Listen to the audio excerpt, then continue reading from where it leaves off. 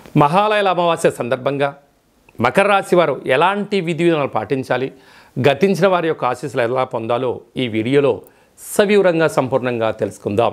మకర రాశిలో ఏ నక్షత్రాలు వస్తాయనగా ఉత్తరాషాఢ నక్షత్రంలోని 2, 3, 4 పాదాలు, శ్రవణ నక్షత్రంలోని 4 పాదాలు, ధనిష్ఠా నక్షత్రంలోని 1, 2 పాదములు కలిపితే మకర రాశి అవడం జరుగుతుంది.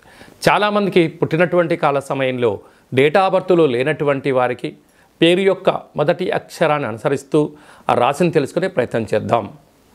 బో, జా, జీ, జూ, జే, జో, ఘా, గి, గా అనేటువంటి అక్షరాల వారందరూ కూడా మకర రాశి జాతకులే.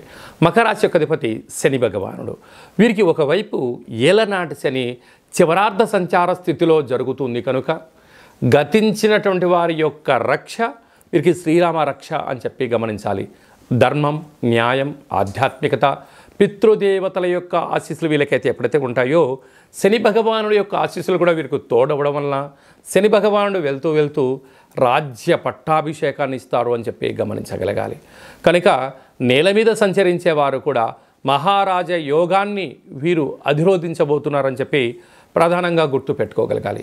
కనుక మకర రాశి జాతకులు గతించినటువంటి మీ యొక్క తాతలు ముత్తాతలు కానీ తల్లిదండ్రులు కానీ వారందరికీ ఇష్టమైన పదార్థాన్ని నైవేద్యంగా ఏర్పాటు చేసుకొని నల్ల నూలు దర్భలను నీటితో వదిలేసుకొని తెలుపు వస్త్రాలను దానం చేయడం, బ్రాహ్మణుడికి తెలుపు అంటే నానబెట్టిన బియ్యాన్ని గోమాతకు ఆహారంగా ఏర్పాటు చేయడం, పశుపక్షాదులకు అంటే కాకులకు కానీ పావురాలకు కానీ జొన్నలను బియ్యాన్ని చల్లడం, నదిలో వీటిని వేయడం వలన వారికి నమస్కరించుకోవడం వలన ఆ పితృదేవతలు ఆ బ్రాహ్మణుడి రూపంలో, గోమాత రూపంలో, సులకపు మహారాజు రూపంలో, కాకి రూపంలో ఆహారాన్ని సేవించి వారి యొక్క ఆశీర్వచనం వలన సంతాన అభివృద్ధి, మనశ్శాంతి, ఐశ్వర్యము, ధనకనక వస్తు వాహనాలన్నీనూ కూడా మకర రాశి వారి సొంతం అవుతాయని చెప్పి గమనించాలి.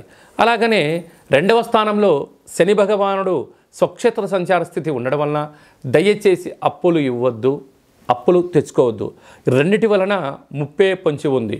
అప్పు ఇచ్చారా తిరిగి రాకపోగా పోలీస్ స్టేషన్లు, గొడవలు, కోర్టు సమస్యలతో ఇబ్బంది పడడం, తెచ్చుకున్నారా సకాలంలో ఇవ్వలేనటువంటి ఆర్థిక పరిస్థితుల వలన స్థిరచరాస్తులు పోగొట్టుకోవడం, మనశ్శాంతి, దీర్ఘకాలికమైన వ్యాధులైనటువంటి బ్రెయిన్ స్ట్రోక్ లాంటివి, నరాల బలహీనత, గుండె జబ్బులతో దీర్ఘకాలికమైన వ్యాధులైన షుగర్, థైరాయిడ్ వ్యాధులతో బాధపడి అనవసరమైనటువంటి నిద్రలేని రాత్రులు గడుపుతూ అనేక రకాల ఇబ్బందికి మీరే కేంద్ర బిందువులు అవుతారు.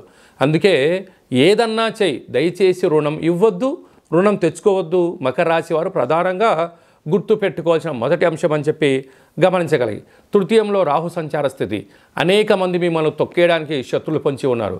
కానీ మకర రాశి వారికి శత్రులు ఎక్కడ ఉండరు, సొంత ఇంట్లోనే ఉంటారు. అన్నదమ్ముల రూపంలో, అక్క, బామర్ది, బావ రూపంలోనే ఉంటారు అని చెప్పి గమనించగలగాలి.